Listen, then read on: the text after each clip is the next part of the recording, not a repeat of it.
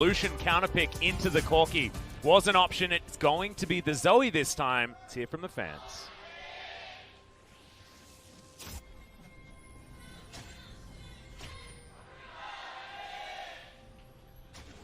Afreeca fans in full voice wanting this team to turn things around from what was a difficult game before, and they're starting real early. We mentioned that things could go wrong real fast in this game, and it's already happened at 38 seconds in the game. What did Papa and Atlas ask for? A level 1 plan. How about 5 guys coming in? The big hook man hits the first one, and suddenly everyone's real stressed on the side of DAMWON Gaming. Yep, the plan is put your face in it, Papa Smithy, and I like the plan a lot. No one's going to die, but Canyon does have to get out, and that means a lot of those deep wards that they would have wanted to put down are going to be more difficult, especially on the top side. So, very deep ward goes down for the Afreeca Freecs, but DAMWON only get one on that blue buff, and will be a little bit blind to where Dread's going to be pathing in the early game, which is fantastic for the Afreeca game plan. So I used the Hearthstone analogy last year for funnel games. I feel the same way about Sona Tahm Kench. It's very Miracle Rogue. It's very, I'm going to do my thing, and if I get everything in order, I auto-win because I have more wards, because of the on-hits, because Sona is so powerful in the late game. What was the counter to Miracle Rogue? Was smorking in the face, was being aggressive, was getting in there with your Leponome and seeing what happens later. And that's what we're hoping to see from Afreeca. The level 1 start, getting a summoner, is a good one. Level 1 trade is actually pretty bloody between ShowMaker and Ucal. Yeah, they're getting real aggressive up against one another right now. So we're checking in on some of the keystones. Nothing to really write home about, but Resolve Tree second coming in for the Corki, I think is a strange one. Dread going to utilize that little bit of extra surprise factor that he managed to glean from that level 1, but isn't going to be able to find any joy here onto the 200 health ShowMaker. Good ward went down just over that ward, so he's going to be A-OK. Worth mentioning that I think ShowMaker's play on the Zoe was never super impressive in Spring. Kind of fits into the kind of... Yeah, he played it a lot, but not necessarily outplayed on it a lot. It's one of those, he could play it, but you were never, like, enthused, like you were when BDD was locking in the Zoe. So given that, it doesn't fit into, say, the Akali outplays that he saw in the last game that we saw from him, his big Akali plays against Kingston Dragon X. Yes, you can be very slippery on Zoe, but she's largely about siege timings and one-item timings rather than teamfight outplays. So we'll wait and see if that kind of shift in ethos from ShowMaker has a knock-on effect to some of the other areas. Interestingly, both Nuguri and ShowMaker doubling down on lane power with Summoner Harry. Yep, going to be taking the area just to try and get themselves through this early game as best as possible. We're going to see once again a return to Kleptomancy on the Sona. It feels like week 4, the LCK has figured out that maybe the area is a little bit too slow. You know, it definitely worked in scrims, right? That's why people were doing it, and I know people have questioned it. It's way stronger if you can get away with it. You shouldn't get away with it. Senan dives in, but doesn't land the dredge line onto BeryL. Eventually picks himself up his Aftershock, so he's going to be fine. This is what we wanted, though. Dread being active in the early game. Nuguri's going to get cocooned. Great knock-up comes in from Kiin as well. He's still got the flash. He's going to use it, but Kiin's going to flash to follow. They now don't have too much of an inroad, but Dread just turns into lady form and picks up first blood. And crucially, he doesn't get a 2-for-1 flash trade that we've seen Nuguri draw before, so Elise will have her flash if she tries to back up the top lane gank with a bot lane one. Jace's ability to push up and be a nuisance goes way down when Flash is down, and the best he gets is a trade of flashes against his top laner opponent. The thing I really love about this is that Afreeca were all in on this play. There were so many camps on the top side of the map. Dread had fallen vastly behind when it comes to farming out his jungle. They needed that to work, and thank goodness for Afreeca fans it did. What will be the tonic for bot lane? Because killing a Jace is nice. Getting Sona and Tahm Kench behind feels much more like a core win condition. We were very surprised yesterday when we saw Ghost in a matchup against Sona Tahm not going Executioner's Calling early. That was a deft pickup that's now kind of reverberated around the LCK scene. Just getting it first because those early Sona heals are cut into nothingness with the early Grievous Wounds, and it even affects Tahm Kench, right, and his ability to healthy regenerate through Grey Health. So, waiting to see the buy timing here from Aiming, and also the first visit from Dread, because he must be feeling good after picking up First Blood. Yeah, he's going to continue farming out his jungle here, try and get some rubber banding happening, as hadn't taken his chickens or his Krugs. So he's going to be able to do that. Spotted out there by Canyon on the J4. Tom is CS really well. Yeah. Actually within 7 of Sivir, which is a very nice health total here. aiming, kind of blowing all his mana to push in, but turret plates when you have a melee support next to you are much less realistic. Remember, we need to answer, and we should return to this over the game. Why not Lux instead of Nautilus? Because Lux gets those autos in, gets turret plates, kind of you punch in without even jungle help. Nautilus is much more for turret dive, and is going to find it much harder to get turret plates. So watch on and see if that's kind of a Senan issue champion pool-wise. That might be the way with one of our younger supports. Dre going to be turning up towards the bottom side of the map. In goes Senan actually as BeryL down very low. Note that aiming did not pick up the executioner's calling. So he is going to come back to lane. Here's that turret dive. Pickaxe as well as a longsword. But like you say, yeah, they're trying to get in here. Senan, it's all on you, buddy. Can you actually land this one? Flashes forward to get the concussive blows. No grey health is going to be an option. This will be the double kill, and Senan tanks the turret beautifully with his aftershock. And don't you love it when a plan comes together? Why Nautilus? Prove it. Well, damn it. We prove it right in front of our faces. Canyon's slow. He should have been bot lane earlier, I think, in the moment, because both junglers almost met on the minimap. Canyon not there. 2 kills to Afreeca. And you were saying that there's going to be a magnifying glass on Dread. Well, that is 3 kills already, 6.5 minutes into the game. I think the Elise game plan has been working fantastically so far. And we see it up and down. It's not always an LCK standard pick because we don't always have a lot of action, but Dread in interviews says, I'm an LPL-style jungler. I watched Peanut in 2016. They close in on the minion wave after they've bought the most AD possible, pickaxe and longsword. Flash in from Senan, no skill shot juking allowed. And Dread, well, he already had the first kill, so he does the lion's share of the damage on the oh-so-squishy zone.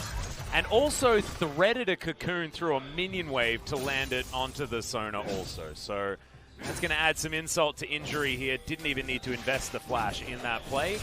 Incredible stuff from our Elise jungler, and it's great to see Dread really taking control after a difficult week 3. And once again, we're going aggressive. Tip the boomerang lands onto Nuclear there, as you'll need a lot more celerity to get out of the way of this bottom lane. Now, we've been really impressed with Afreeca. We kind of gave them homework, and they were able to pass that with flying colors. Dread continues his super aggressive play. What I want to put out there is kind of a formulation on where DAMWON Gaming is. We'll walk up here and should be able to get away. Where DAMWON Gaming might trip up.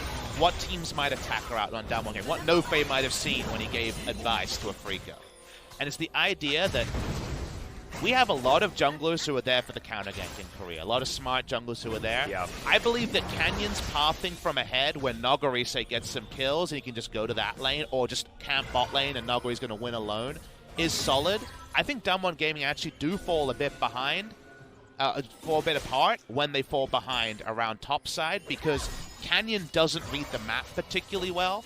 And the fact that he just was doing his Raptors while bot lane was being dived and wasn't even there at the end to try to force something shows you that he was completely disconnected by the pace of the game. Because we saw this Afreeca coming from the draft, and it feels like DAMWON Gaming have been surprised by it. Yeah, the memo was slightly missed from them by the looks of things.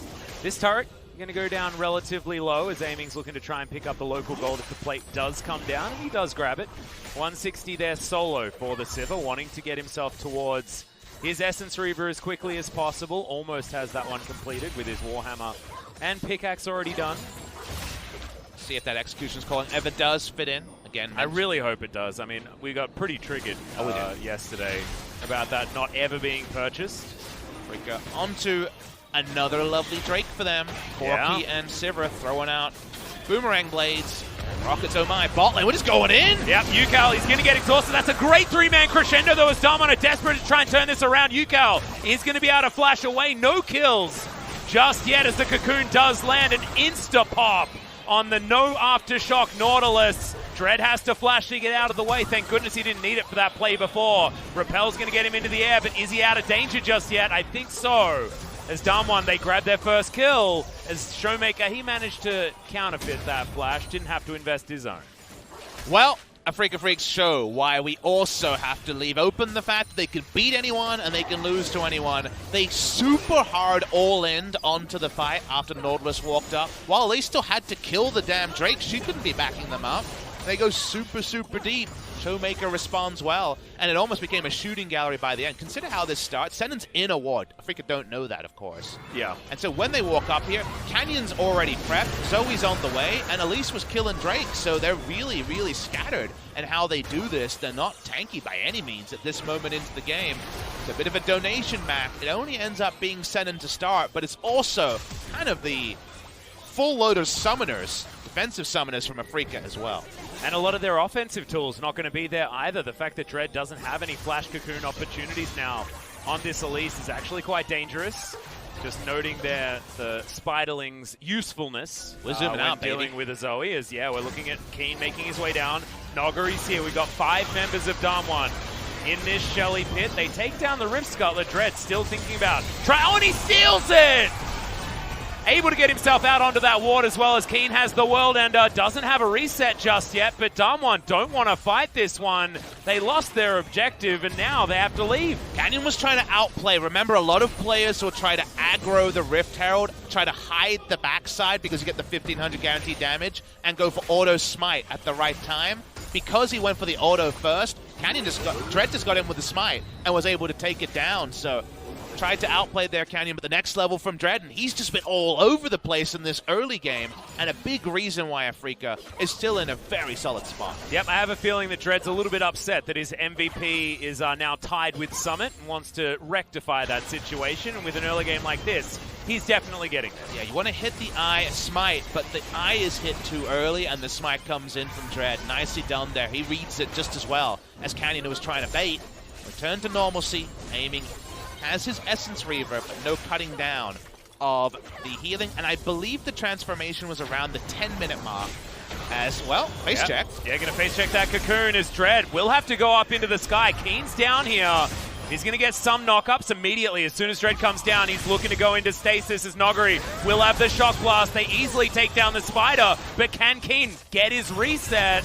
The answer is no. Doesn't even have World Ender active at the moment as the Umbral Dash is going to get him to safety. Really nicely done there from DAMWON. I'm clapping because we're getting skill checks everywhere between our mechanics crews, and it's a joy to watch. The ult comes in from Canyon because ShowMaker was responding first, and they hoped that he would be able to hit a Trouble Bubble. It doesn't happen. We come back to mid lane. No huge CS leads in any lane at all, and ShowMaker, he's feeling good. Yep, Ucal just about had that cleanse back available, but instead sacrifices half of his health bar. Shelly's going to get spawned towards the bottom side and should be able to get a bunch of turret plates here for Kiin, and will be able to grab that first turret as well as the Aatrox is moving down there. Shelly sets up, see you later turret.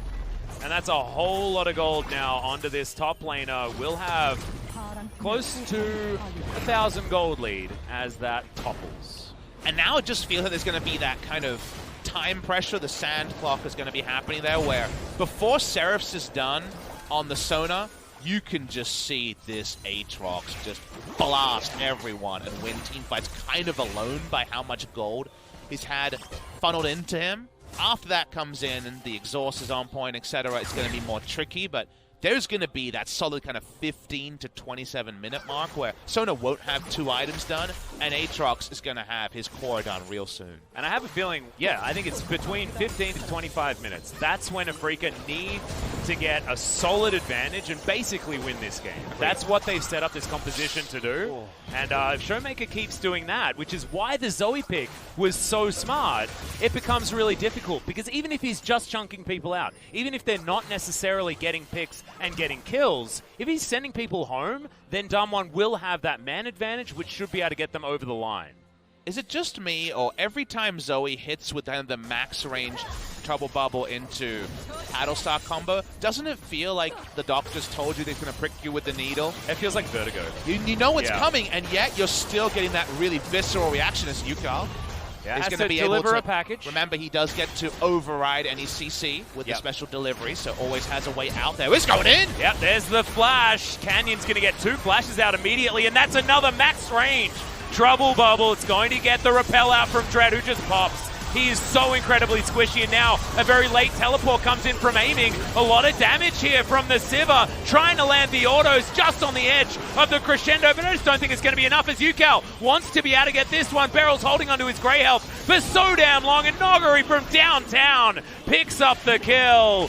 BeryL is able to eventually activate that shield in the nick of time. That's the ace for DAMWON. That's the outplay that Afreeca wanted to do at this stage of the game. Exactly, the timing makes it so important, so big for a Sona comp to win a team fight at this time. They can't deal with nuclear. They don't get the Bloodwell active on Kiin. They go down. This game shifts once again, and it's going the way of DAMWON Gaming. Yep, and it's finally a gold lead, but that gold lead feels so much bigger as we're going to have a look at DAMWON perfectly navigate this Credit fight. to Canyon, who EQ flash Rs. He's not doing it for damage. He's saying, this is the time, we have to fight now. Sivir's teleport is late, Sona's already there in group, and that just means nothing slides into play because they don't have the movement speed from aiming. Kiin isn't in a great spot to get that first kill. The outplays come in, the Tahm Kench devour, so important. If Kiin dies, so do a lot of Afreeca's hopes in the early team fights. And you can see Ucal just couldn't get that Sheen proc. Nuguri just from over the wall takes down the Sivir, and BeryL was holding onto that grey health for approximately forever. Until he guaranteed that it was going to keep him alive. Great initiation, he says, for the EQ flash R from Canyon. Canyon thoroughly out-jungled in the early game, but plays like that can salvage you out when you have this Gathering Storm combo or something like the Sona carry and great synergy around it. The amount of bailout that provided, the gold lead is almost gone. Jace is now able to go back to the side lane and will have his flash back up soon. A lot of normalcy is reverted purely because DAMWON Gaming chose a primo time to force a fight. Yep, it's also going to make things way more difficult for the Afreeca Freecs to navigate what was already going to be that omen of dread down on top of them. No pun intended, of course, but almost dread giveth, dread taketh away. Feels like the story. He's alone. He's going to get up in the air with the rappel, but immediately comes back down again. He has nowhere that he can go, and that was bad. That was a caster curse that I apologize to the Afreeca Freecs for, to be perfectly honest, because he went from being man of the match to a liability very quickly. That was really bad. If you consider the terrain where he died, it's not controlled by them. The wave wasn't in position for him to turret dive, and he was hanging around a corner rather than even threatening a turret dive. Just collapsed upon by 4 people who knew about his presence. So, Dread giveth, Dread taketh away. I think Omen of Dread is a pretty good thing for this young jungler who can be so fearsome. His early game here was a treat to watch, but now the game state changes, and just like Canyon wasn't reading the bot lane dive, Dread hasn't read the memo that actually he better be, backed up by his teammates fast, otherwise he pops just as quick. Damn right he does. Extraordinarily quickly, and he's got a broken stopwatch, so he's not going to be going golden anytime soon. Will be building towards Azonia's at some point, but wants that Oblivion Orb first. Wants to be able to do as much burst damage if they catch someone. Speaking of catching, Infernal Chains come in. BeryL has to pop the Grey Health very early, but it is enough to keep him alive. Canyon coming in from the side just to lend a hand, and DAMWON once again stave off the Afreeca engage. And they can't even force summoners from it either, Atlas. The flash still up on BeryL under the turret. Very, very optimistic to pick up a kill with the 4-man collapse there on a Tahm Kench, especially Tahm Kench 1,300 gold ahead because he was doing farming earlier. BeryL loves this build. He loves the front line. I'm going to get in there and start lathering you with my tongue. Righteous Glory build, and it's coming soon. Yep. He's going to be a very, very fast catfish, Puff Smithy. You're exactly right. Ucal clearing out this wave topside, but he has to be a little bit careful about old man Jace making his way in. Nuguri's going to bash him around a little while. Nuclear is going to turn up. And Nuguri's just going to get the solo kill. Nuguri's Jace, whatever the items. Remember, he doesn't have double lethality. He does have the serrated Dirks, but he doesn't have the full completion on both the Yomus. And from there, the Duskblade. He just one-shots him, basically. Sona couldn't even get in for an assist. Yeah, I believe I was trying to give him the Song of Celerity buff to try and get an assist, but unfortunately that's not going to work. Sona mechanics a little bit off on Nuclear. Back to the practice tool for him. Wait, no, he can't go to the practice tool because of Teamfight Tactics. Yeah, sorry. Teamfight Tactics preventing all that from happening. Can't even go into a custom game unless he gets 9 friends to come with him. Look, so the Korean release is, I believe, tomorrow morning. You know what we're going to have to be on the lookout for? What's that? On the practice PCs here. Who's practicing Teamfight Tactics and who's practicing League at LOL Park? We will update you on the first kind of red-handed defender. Yeah, we've had a few conversations about this. I have a feeling that a lot of our LCK players are going to be a little bit more disciplined than this. But you say disciplined? I've been surprised in the past. You say disciplined, I think the belts will be out on that one. Yeah, I mean, none of the Griffin players are going to be playing. I guarantee that. CV Max, he definitely drills hard, and you ain't going to want to test him. Well, DAMWON Gaming testing Afreeca here. Afreeca had the really nice start they needed to justify the draft, but how many Elise comps have kind of gone this way over history, right? Where you get that great start. All right, it's all sliding to spot, but at least goes from one-shotting anyone to being one-shotted in grouping phases when wards come into play. So right now, at least, how can Dread get back into this game? Misses a cocoon. Doesn't get hit by the trouble bubble, so he's going to be alive. There's the accelerated shock blast. Senan in trouble. Package delivered. Nuclear is going to turn up. Full health bars here for DAMWON. Lots of shielding and lots of control. Dread now does have a flank position.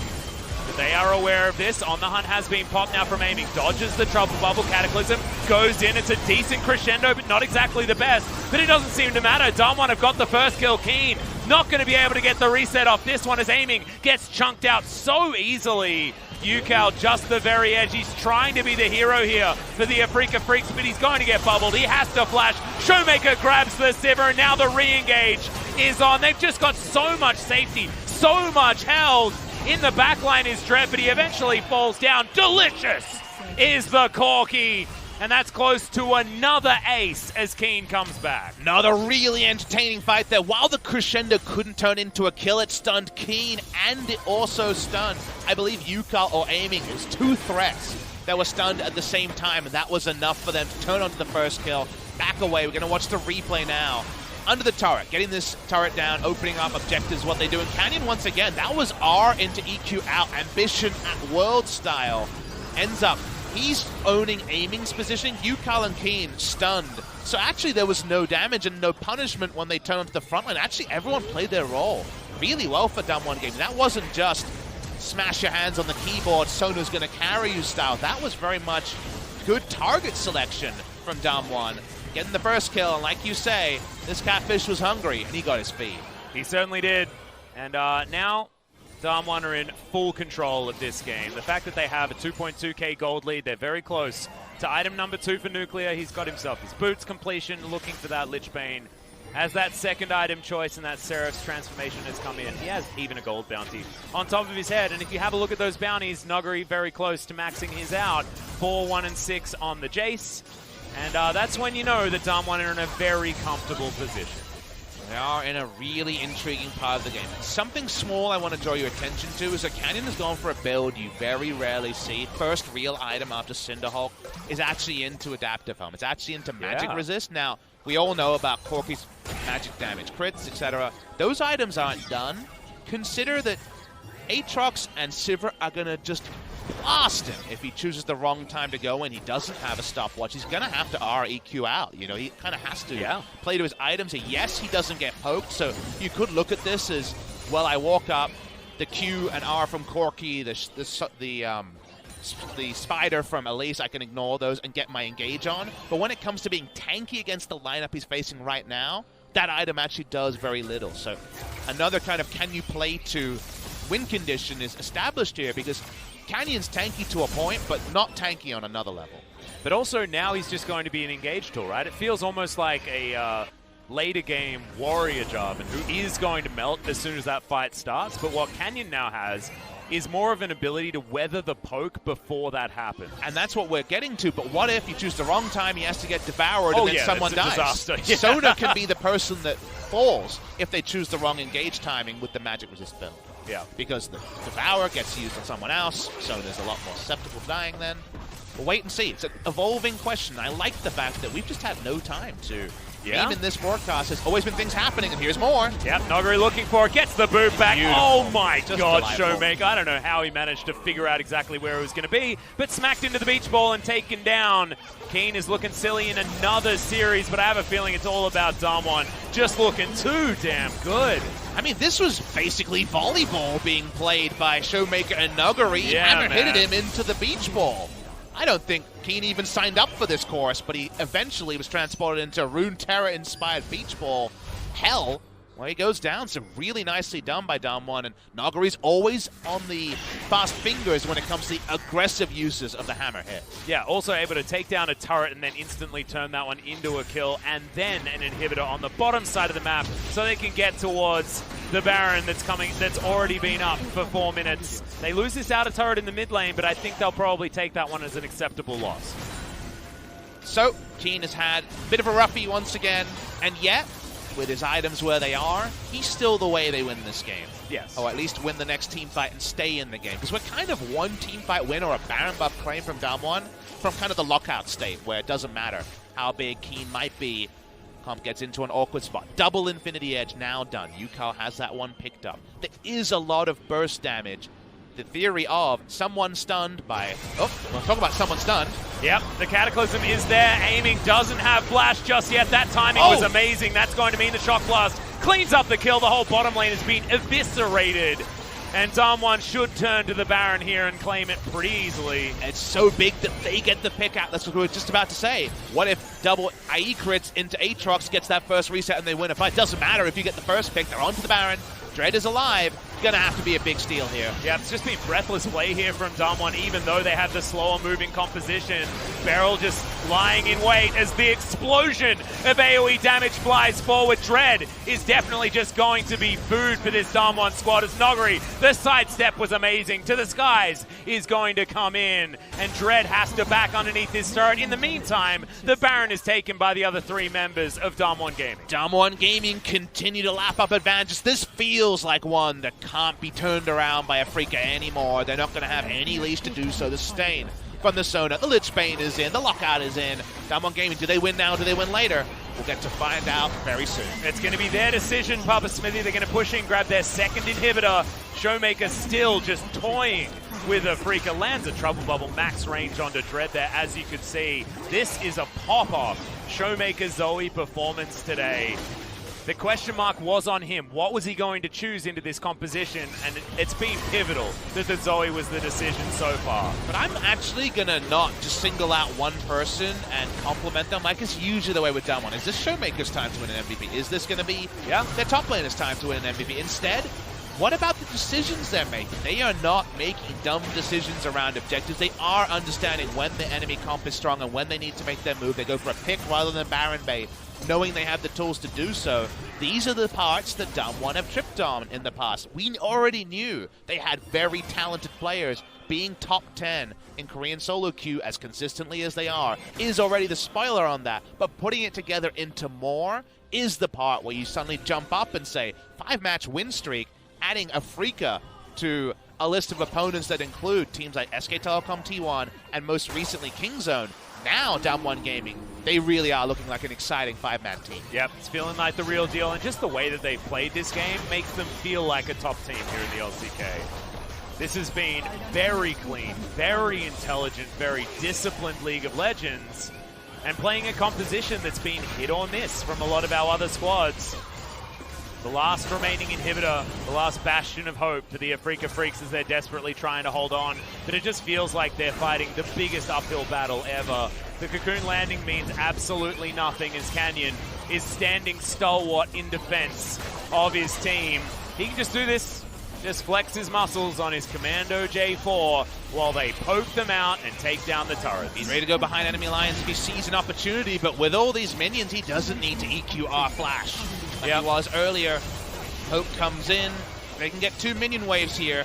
Best of luck, Afreeca Freecs. Yeah, it's going to be a rough one. We do have the Baron still there on the hunt. Has been popped defensively here by the Afreeca Freecs. This is their last stand. This is their last attempt. Senan does land a dredge line. We've got BeryL in the back line, though, as Assassin Tahm Kench. It's going to be the stun onto Kiin, but he gets back onto the fountain. Afreeca not dying as quickly as you'd want, but their Nexus turrets are being evaporated. Ucal gets taken out, and this will be the game for DAMWON Gaming. What an incredible start to this series, and we knew that this is going to be an exciting one, but it lived up